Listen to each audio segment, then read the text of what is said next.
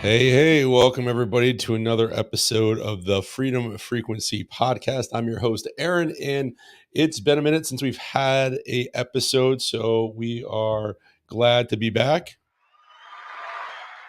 Yeah, so quick update, and we'll talk about some new stuff. Then we're going to get into the second session of debunking videos, and fingers crossed, I think I figured out this audio issue. So if you're listening to the live stream, please let me know in the comments how it sounds when I start playing these videos.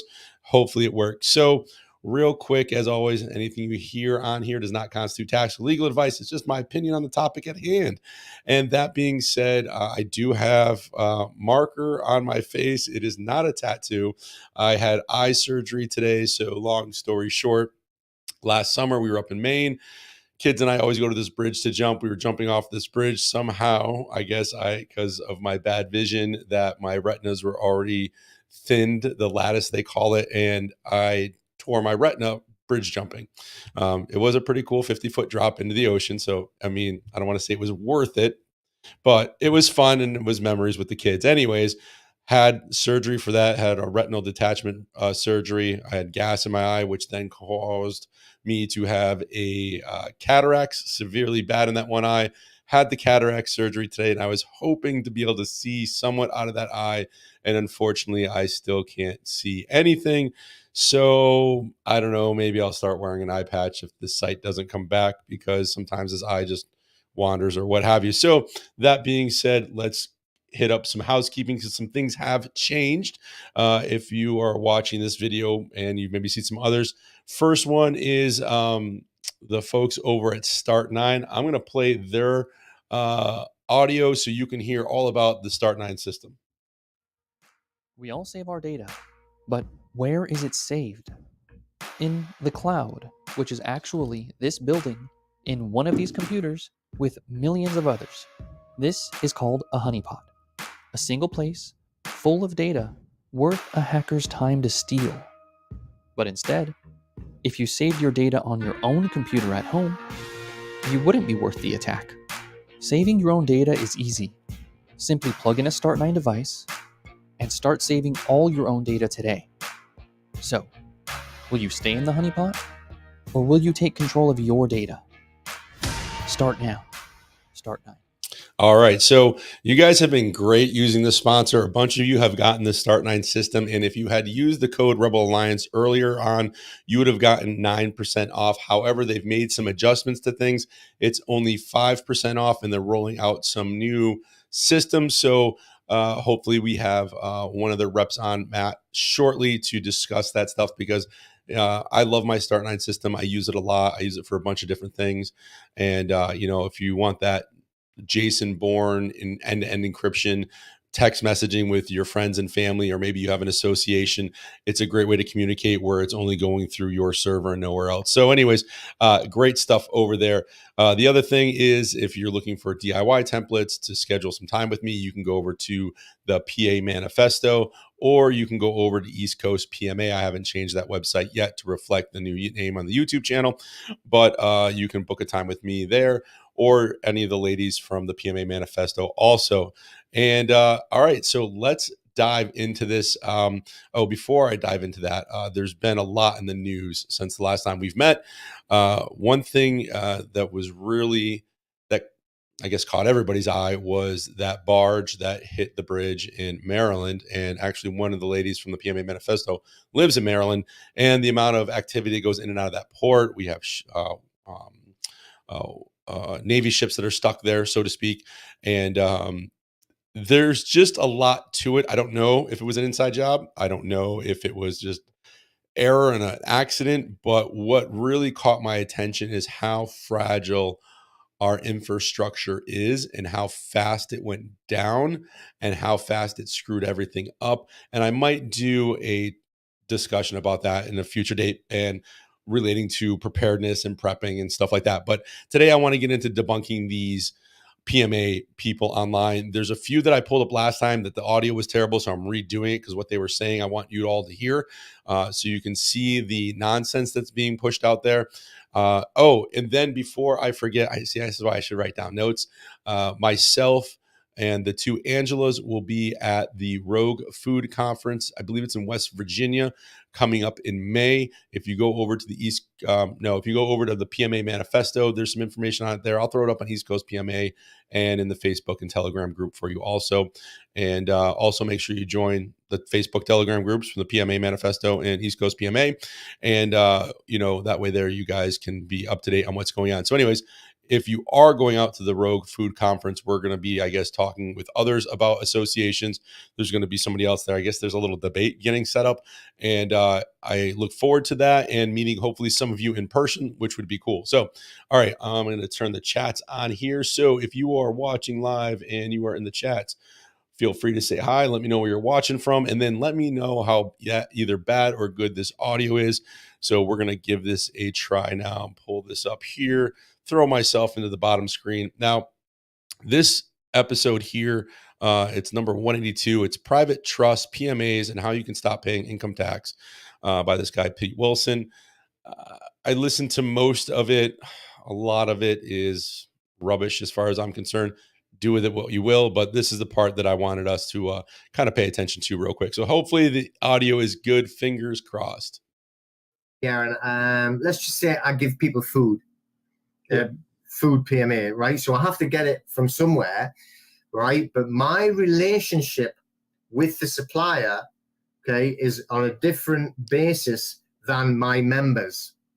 So I will have to act with them, and I will have to buy my supplies however I have to buy them. But so he doesn't have to be in my PMA. Okay, that part's true. You can get products or services from others that are in your PMA. So again, like he's talking food, like if here in the US, we do a lot of CSAs.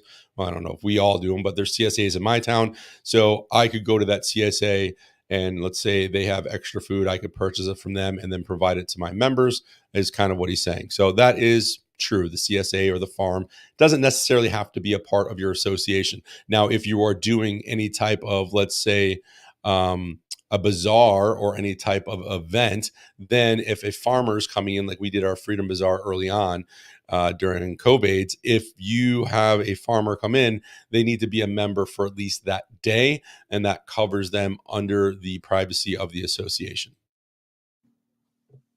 But once I've got my supply, my food or whatever that would be, then this is when the relationship is leveled out by the PMA. So they would be paying, let's just say they pay a monthly membership and then they can eat this food.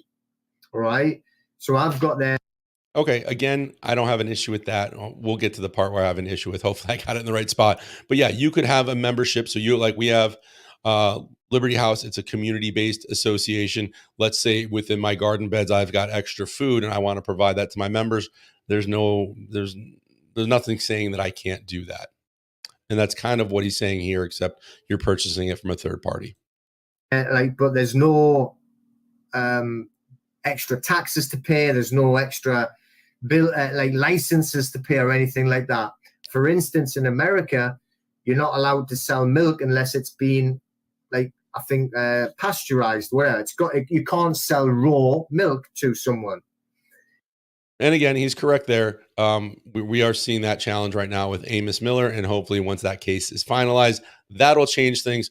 The one thing that he is not touching on here is that you can do a herd share through your association. So if you have a cow, or let's say you have a farm and you want to sell milk and kind of circumvent some of the USDA stuff, or you can do a herd share where you own part of the cow. So maybe by joining the association, you own 1/10 of a cow, and based on that, you're allowed to consume so much milk from your own animal, and all you're doing is paying the person who has the farm in the association to take care of your 1/10 of a cow, or however it's broken down. But there is a lot of PMAs now that will actually deal in that, and the raw milk is available to the private members. So the FDA can't say anything about it because it's not touched by the federal law or whatever. And that's not true. We see that with Amos Miller right now. And pay no attention to claimyourstrawman.com. Please don't go there. The law, because it's private. So, but anything outside of that PMA, if they had to go and get food to And feed the cows, those of you who are watching, let me know how the audio is too. Then the supply chain doesn't have to be in the PMA.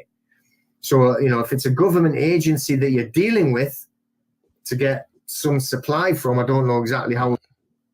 And then I put the money on the system and send it to the supplier. All right, let me just see if I can fast forward here a little bit. The money comes into the PMA, yeah. Right? So that's private, right? So, but if I have to, I have to go and buy food for me, right? But I'm not buying the food. My PMA, which is a ministry, is buying the food on my. So is it a ministry or is it a PMA? And this is a thing you're going to see a lot is they confuse it too. You can have a private ministry, but a unincorporated association is separate from a ministry. What he goes on to say about the money coming in is private. Yes, it is. But here in the States, I think they're in the UK. If I remember this correctly from the beginning, it's been a few days now. Here in the US, on average, your association will be looked at as a partnership. So just keep that in mind when it comes to taxes, but definitely talk to a tax professional in your area. My behalf. Oh. So because I am a minister of my ministry, it's a faith-based ministry. The private member. So it's a private membership, faith-based ministry. Having a ministry would be faith-based. So that doesn't make sense to me. But again, this is what is tossed around a lot. Members Association is a faith-based ministry. So I have a vow of poverty, right? I don't own any. Oh, the good old vow of poverty. It looks like you're sitting in a pretty nice house, which I'm sure is owned by the ministry that pays for everything. So you can see how they kind of manipulate this stuff. Now, that doesn't mean like a regular, like a church has a parish that, I think that's the term when it talks about the Catholic side of the house where they put up the priest, or if like your church in your local area might have a building to put up the pastor, so the pastor doesn't have to pay for a home or until they find a home. Now I know the Baptist church I grew up in the top part of the church was like a really big apartment, and that's where the pastor, his wife, and his kids stayed until they ended up buying a house in town and stuff like that, or they could have stayed in the church. So again, there's certain ways of doing it, but as you go on and listen to how he's doing it, it's, if you were doing it, I don't know about the UK, but if you're doing it here, this is going to get you in trouble. Anything, okay? I will not buy anything. So the PMA, the ministry, has to supply my food, my water, my transport, my house, everything. I see. One question, is there a difference between a club and PMA, or is a club a PMA? If it's a private club, let's just say, for instance, you have like private country clubs or golf clubs, it's exactly the same as a PMA. They can set it up differently. All right, I'll agree with that. So moving on, let's see here. This is the next one. Let me just back this up here. How nation builders use private membership associations. I don't even remember how I stumbled upon this interview here, it requires a mindset change. So we're having to deprogram from always seeking permission. It also is a declaration of living in the private and not being a burden to the public.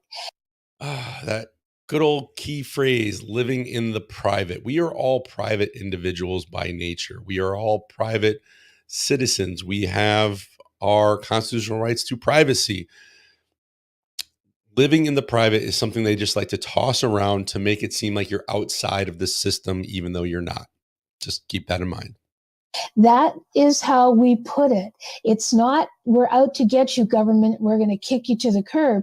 It's that we're saying we're living in the private, we are self-sufficient, we are exercising our rights, and we will not be a burden to the public.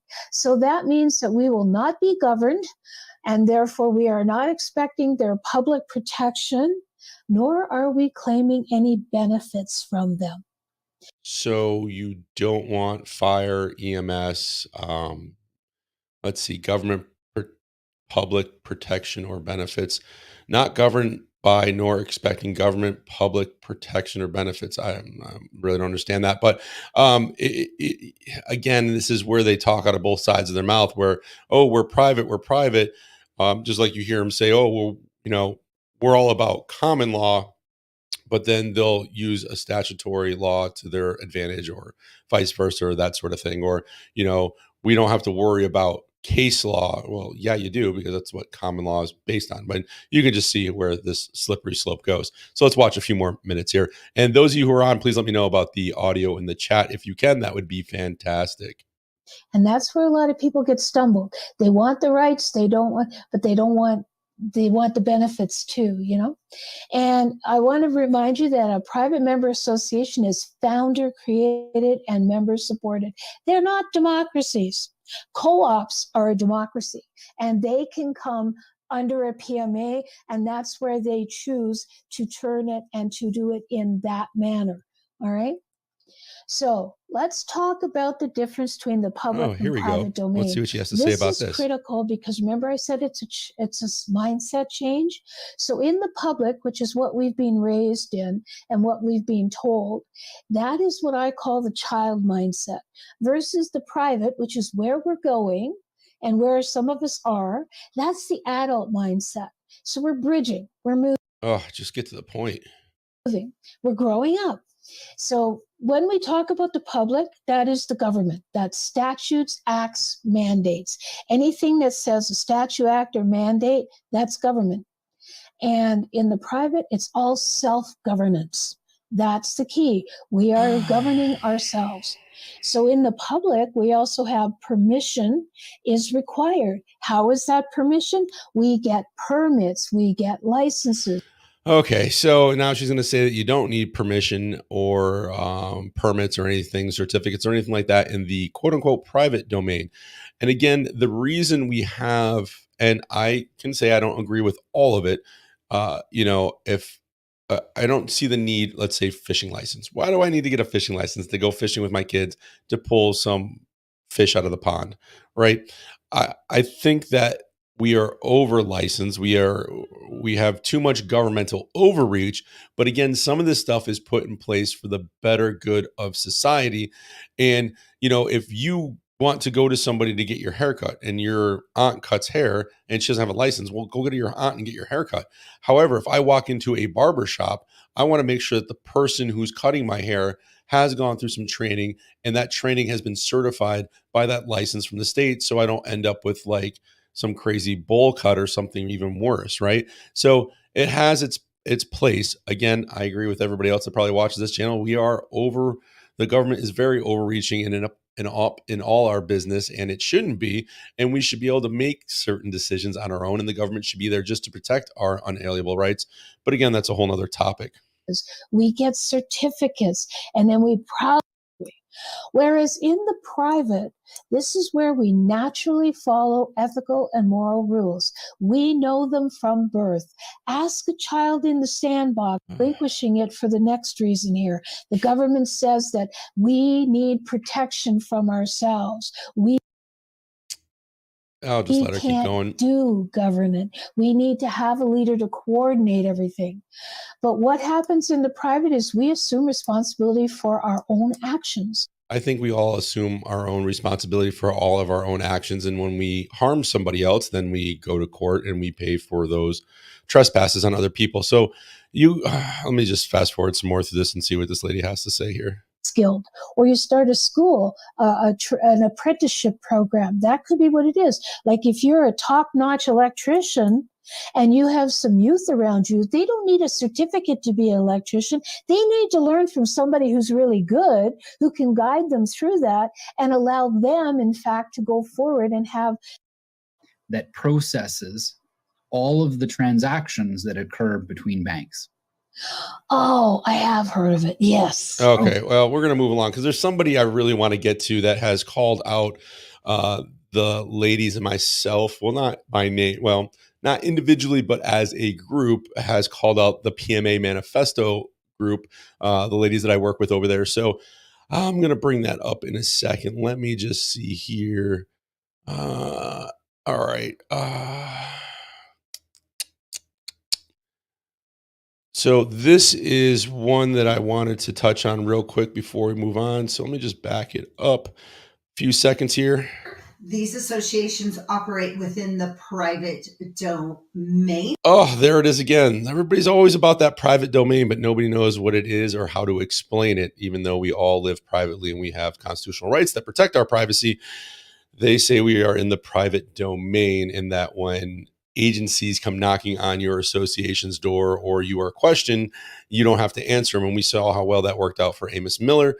I believe it was one of the groups out of Texas that charges a lot of money, said that had done his documents and we're going to protect him, or represent him. But obviously they're not attorneys, so they can't represent him. And they just gave him a bunch of pro se nonsense, unfortunately. So moving on.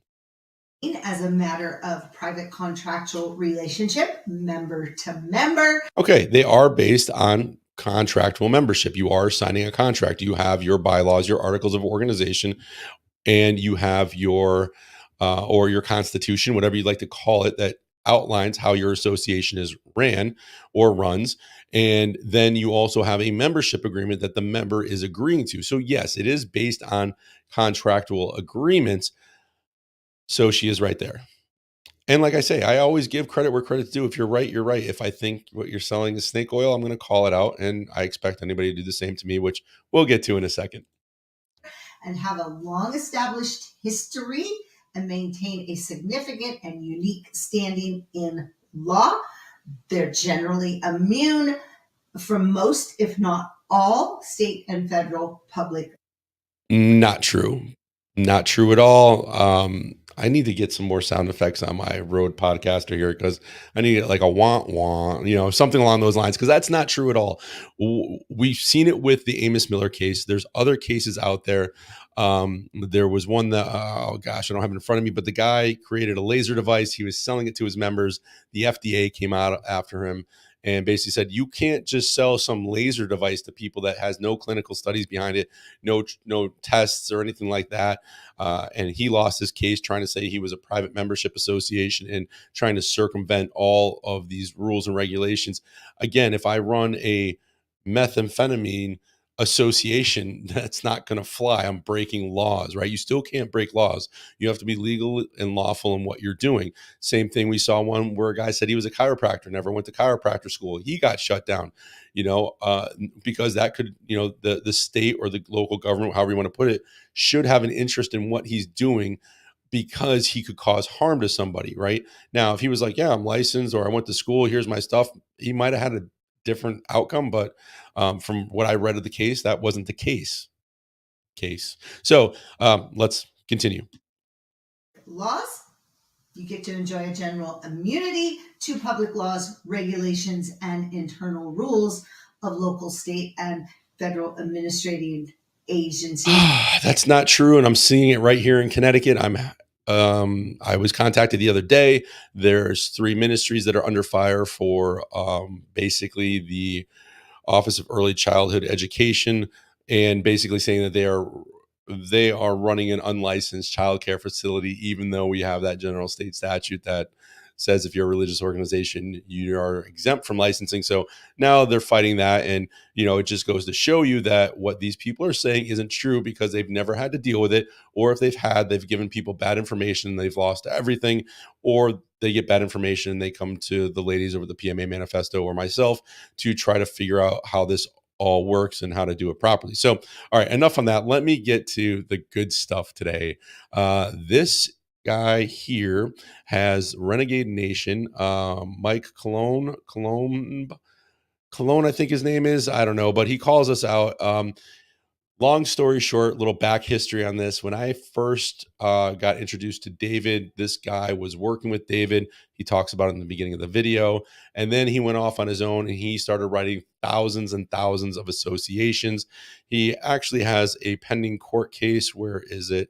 If I can pull it up here. It is People versus Mike Lewis Colomb in Nevada City. I think I'm saying his last name right. But anyways, this court case started 12/27/2023, and it has to do, I think it has to do, he has like a farm stand or something like that. I haven't looked into all of it. I just kind of looked at all the different events, and there's, motions in Lyman, there's motions to dismiss, there's pretrial conferences, there's all kinds of different. Sorry, and I only got one eye here trying to focus on this. Let's see, entry of a plea, an arrangement. There's some. Let's see, more motions to dismiss.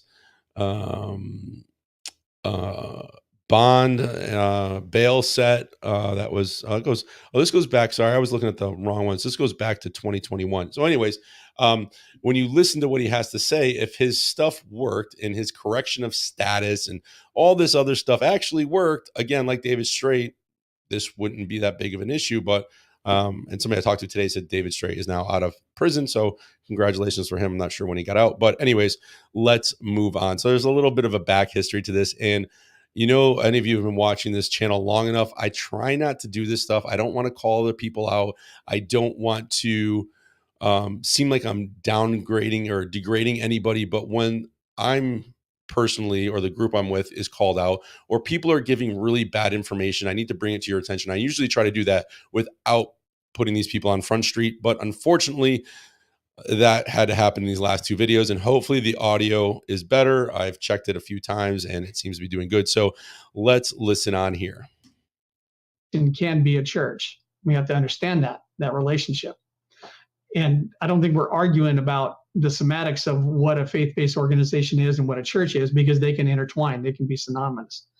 No, they can't. They are two separate things. They are completely two separate things. And if you are looking to be tax exempt through the IRS also shows that a church is a church and not a faith-based organization or non-denominational. So that's for the 508c1a tax code. If you want to be a 501c3, then you can be a 501c3.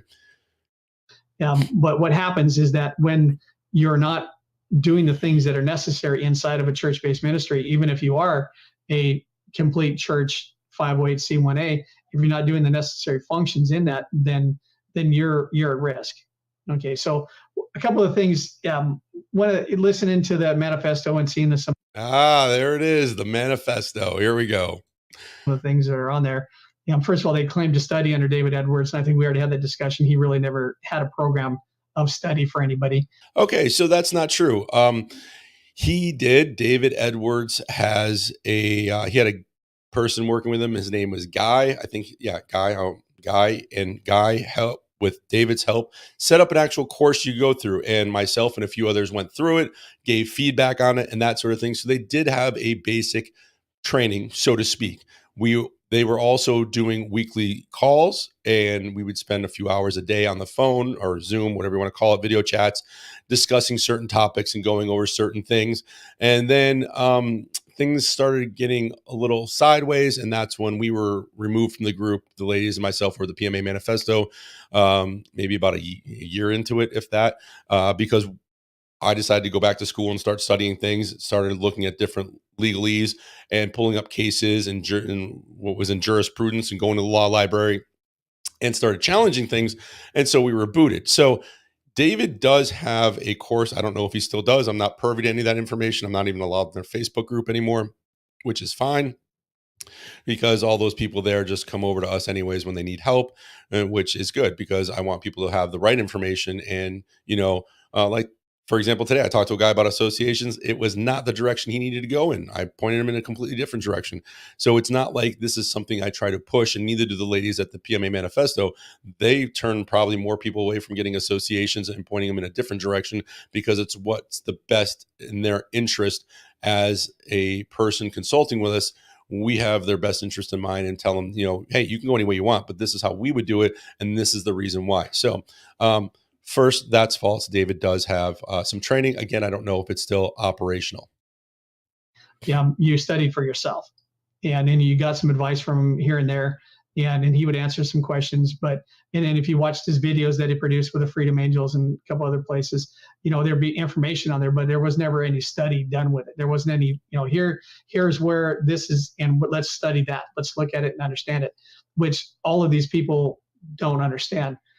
So early on, after I was a PMA, David saw my experience as a business owner, and we'd had many conversations and grew in friendship with that. And he asked me one time to and what he should do with it. And quite honestly, he pulled a bunch of people who as affiliates, he made them affiliates who had no business experience, didn't understand a PMA, and we're relying on him 100%, and then basically to operate in. Okay, so I don't know if that conversation with them took place. I do know David started bringing some people on after I was already on, along with Erica, and I think one of the Angelas. And then other people started to come on, and we had voiced our opinion that, we need to make sure everybody has a good sound base before they come on. And I don't know where that went after that, but let's continue. In error. He had a Facebook group that was set out there with quite a few members on it. And if you ever wanted to get confused, all you needed to go and just go on there, and it can confuse the heck out of you, because there was misinformation back and forth. People claiming to be experts. A lot of the people who weren't even advisors had more and better information than some of the experts had. So yes, David does have a Facebook group. I think he still has it. There were some attorneys in the group. There were some people that had Juris Doctorate degrees that weren't practicing, but they had the legal knowledge. So there were some people that wanted to chime in there. There was a few that talked a lot in there. I was in and out sporadically through there. But like any other group or Telegram group, you're going to get all a bunch of different information. And that's why we always say it's important to talk to somebody before you go and spend money with anybody or start, down any of these rabbit holes. At this point in time, when David and I got together, I basically, there was two people he had that I felt were competent enough to be an affiliate. And I told him to get rid of all the rest of them. And I didn't know how I was going to do it. He didn't know how I was going to do it, but it needed to be done. And he never did that, and he actually expanded it from that point and brought other people on. So what happened was David's not available to answer questions. So all of these people, all the affiliates and all their people that they were putting people into business, into PMAs, and they didn't have any idea what was going on. Yeah, that's not true. Let's move forward here a little bit, but that's his opinion. And you know what they say about opinions. So from that whole thing, to answer the questions for him and to tell him what was right or wrong, and help him through those questions and answers. But it's really imperative, and education has been the primary, and to understand what the private really is and the differences between private and public. And over the next few months, we're going to be going and breaking this down 100% to be able to show the differences in the things that we can and can't do, and the reasons why we can do those, and the reasons why we can't do things. Interesting. The reasons why the government can't do things, and the reasons why they can do things, and it's how you operate and what you do. How to protect ourselves. We're gonna make this into a study piece. We're gonna break down the manifesto. Yes, please break it down, because we cited everything that we talked about in there. We have all of our references in there. We have hyperlinks to every single case that we refer to. And you know what's funny? He does 3 videos with these people, and not once does he break down the PMA manifesto, which is fine. Thanks for buying a copy, I guess, I should say. But all right, let's see what else he says here, and then we'll get into some other stuff. We're going to talk about each component as we go forward. I take, and we're going to have a community, and we're all in this tribe as a group. I'm not going to do individual. I'm not going to talk about anybody individually. They, in my mind, I think it's kind of lousy that they talk about in the beginning of the manifesto on how they went out and they found and they talked to a bunch of different places, and then they. True. And we've shown this, that a lot of the places all have the same information, which is all BS. Included our names in that, right? And I never had anybody. Yeah, because from my understanding, and I could be wrong, this is all hearsay, but this is what I was told, was that he had hired college kids to write this associations for people. And he was basically just pushing them out as fast as he could without offering any support afterwards. And how do we know this? Because those people called us. So anyways, let's see what else he has to say here, and then we'll get into another one. What do we have for time? 34 minutes? All right, let me just see if he talks any more nonsense about the ladies and myself at the PMA manifesto. Somebody from that group come to me and talk to me about what's going on with any questions, because I would have told them a long time ago. These people wrote FBOs that they're now talking bad about, right? And I don't know how they're handling with their customers, whether they're turning them for free back into it or what they're doing with that. But they wrote a lot of FBOs, and they did it as a group. There's nothing wrong with an FBO. The problem is, so you can have an association that is based on faith. The problem is that a lot of these people were saying that if you have a faith-based organization, just like he was saying in the beginning of the video, that it's synonymous with a church or a ministry. It's not. That you are tax exempt under the 508c1a tax code, which is complete hogwash because as you read the code, it specifically states church. So let's see what else. And now they're going against that, which is fine. I have no issue with that. I'm keeping my FBO because I know that I could protect that in a court, and I know how to not even get to court if I don't want to. They talk about how not even to get into court if he doesn't want to, and then he starts talking about the status correction stuff. I think through here, but again, we have a court case. It's right in Nevada. It's the state versus him. So I guess that didn't work out like he had planned. They've with the 508, how they have people heard of one, and everywhere I go and I travel and I speak in circuits across the country, and I've never had one person, and I ask all the time, tell me somebody, and nobody has come to me and told me anything at all. So I don't think, and make sure that it's the correct PMA and all the rest of the things. And I've not had a production of one person or one business, FBO, because I know that I could protect that in a court, and I know how to not even get to court if I don't want to. They talk about how they've with the 508, how they have people and know of people who have been attacked by the federal government for not being a church in a 508.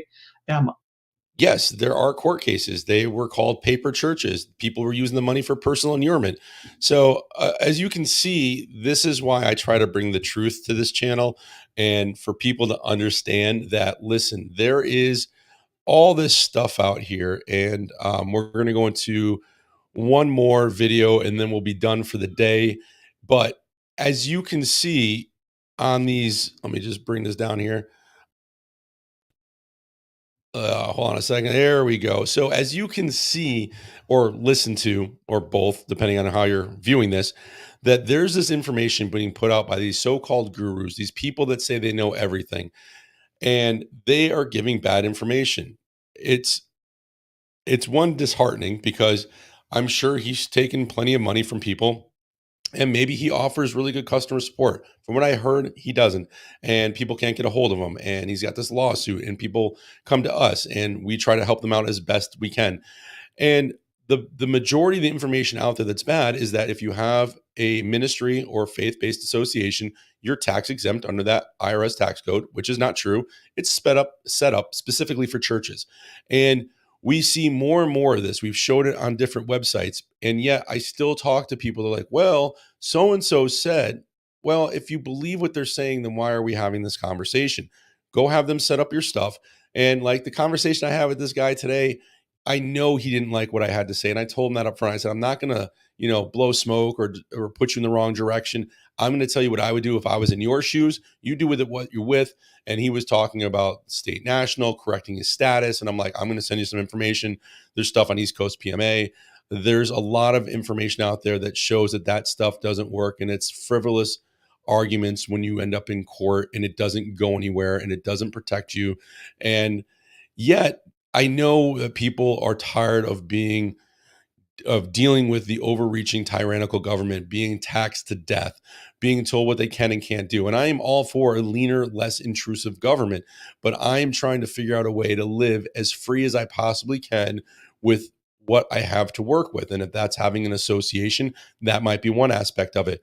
If just keeping my mouth shut on social media and not telling everybody that, hey, I have, whole milk for sale or unpasteurized goat milk for sale, then that's what I'm going to do, because it's between me, my friend, and a fence post, and that's it. And I think what everybody worries about is they're looking of a silver bullet to be able to ward off this tyrannical government dealing with zoning and everything else. And there's certain ways of doing it. And there's certain ways of just being anonymous and quiet about it. I hate to say that's sometimes what you have to do.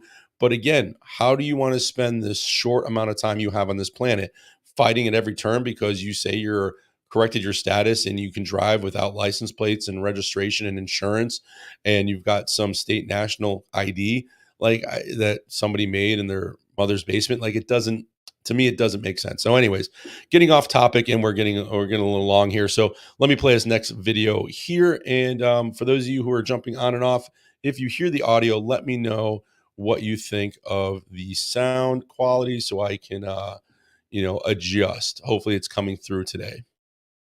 Sandwich or whatever other processes. Yeah. Right? Those are extra things that you should study a whole bunch and know exactly what they're going to do or not do for you before you enter in any of those things. Right, for sure. Yeah. But revocation of election is the final thing that really is most important. And I've got my AOR, so filed and stamped and everything. Yeah. So you do AOR, you need to do the ROE. And then at that point in time, then when you get a 1099, it doesn't matter. They just give you 1099. You just throw it away because you're not taxable. What? You are a contracted employee and you get a 1099, you're just going to throw it away? That is some fantastic tax advice. Non-taxable. Okay, well, that's the simplest way anybody has described it to me. That gives me a little, that makes me pretty happy. Thank you. It'd make all of us happy. That's great. Because, everyone else is always just attacking David Street, but nobody really says which part of this process is incorrect. So that's why. The whole thing is incorrect. So, that is just ridiculous right there. But hey, if you don't want to pay your taxes, just throw out your 1099. There's nothing wrong with that. I got this far and I stopped because everyone was just coming at him with slings and arrows. So I was like, it's because he was in jail. Yeah. So here's the thing is that you need to research all the components before you do any of the components, right? And actually know why you're doing them. So when you enter into David's program or on his program, they have this process that you go through to do those things. Well, I did 2 immersion weekends, so I totally did understand what I was doing. But right, I understand that. But what I'm getting at, I guess, is not just take their side of what they see and what they're teaching. Go out and research it further. Right, take it to the internet, and not that you're going to find all everything you need to find on the internet, and even then you need to decipher what's right and what's wrong. But you need to make an opinion off of educated instances where you go and how can you make an educated decision off of BS that's being spread? I mean, this state national thing has been around for a very, very long time, along with the straw man, your all capital letter name, and the UCC 301 and all rights reserved, and notice to agent, or however it goes. I can't even think of it right now. There's just so much of it. Secured party creditor and all the other stuff, acceptance for value, and turning bills at a 45-degree angle and writing on it with red ink. Like, it's been around for a while, folks. This isn't new. Research this stuff and then reach out to people and say, hey, what do you think about this? What is your view on this? How do you see this? And then that's going to help you a lot. And that's what I do with everything I do. Yeah, I research it like crazy, and then I start asking questions with people that have dabbled in it, people who've done it a lot, people who are experts in it. Yeah, so get a little. Okay, so there's equity process that we use and equity law, right? And then we have administrative processes that we use to protect ourselves. And through the equity process, there are things that they think and they see, and that's okay. So we're just going to leave it here with this video. You guys can watch it and see the nonsense for yourself. It is I mean, he's supposed to be talking about a 508c1a PMA's fraud or freedom, and they don't even get into it. They get to the 3rd video and they still don't talk about the PMA manifesto or break it down. Maybe they're in the process of doing that, and when they do, I cannot wait to see that video. But what I wanted to basically get done today is hopefully the audio is better so you can hear what I'm commenting on, because the last time the audio wasn't coming through. And I just really want people to be aware that there are those out there that are snake oil salesmen, that are, as Erica puts them, carpetbaggers, that are looking to turn a profit and take your money, and then you never hear from them again. They are looking to not help you in any way, shape, or form. They'll tell you what you want to hear in order to buy their services. And unfortunately, that's just kind of the world we live in. It happens in every walk of life, I guess. But hopefully you guys can see that some of this stuff is not correct. And I appreciate you tuning in today. Those of you who have come in and out, thank you for spending your afternoon. We'll be back tomorrow. Hopefully, maybe tomorrow I'll be able to see out of my eye. We'll see. Maybe not. But tomorrow we'll probably be talking more about associations and how to run them properly and correctly, and how to deal with local authorities or something along those lines. Not quite sure yet. Maybe we'll even talk about some prepping. But I just really kind of want to bring awareness to this stuff. And I really hate doing this. I don't like putting people on their videos up here and commenting on them. I think everybody should do their own due diligence. I think everybody should, do their own research and say, okay, well, this makes sense, or this doesn't make sense, or okay, well, you say that a faith-based organization can be tax exempt, but where do you get that from? And if they say the 508c1a, and then you say, well, isn't that just specifically made for churches? And if they're like, yeah, but you can, a ministry and faith-based organization, they're synonymous or interchangeable with church. They're not, it's not how it's worded. Now, again, if you're going to do things completely off the record and alternate currency, you're not going to ask for permission. Again, that's your threshold and what you feel like doing. Then that's up to you, and you have to face any consequences that might come because of that. But who's to say you don't do everything in Monero coin or Bitcoin and Lightning payments or Liberty Dollar or just good old cash? It's very hard to trace, and that's why they want to get rid of it with the CBDCs. So anyways, hopefully you found this informational today. I appreciate you tuning in with me. We have no comments today, which is not surprising because I haven't been active lately on here, and that's because the stuff around the homestead I'm trying to get done, and it's going to rain this whole week. So it's a great week for podcasting because sometimes I set these up and I'm still outside dropping trees and digging up stumps with my backhoe. So hopefully we can get more of a regular scheduled program and some more guests on here. And if there's anybody you'd like to see on here, let me know in the comments and I'll reach out to them and see if I can get them on for a talk. And head over to the PMA Manifesto Facebook group. Get in there if you can, or the website, sign up for the newsletter because we do have a call coming up. It is April, so I believe it's next week. Oh, it might be this week. Oh, it might be tonight. I have to check. I really need to look into this. But get over there and get on the call and join us. Get your questions asked and answered, and hang out with us for an hour. We'd appreciate it. So thanks for watching, and I will see you on tomorrow's episode. Peace.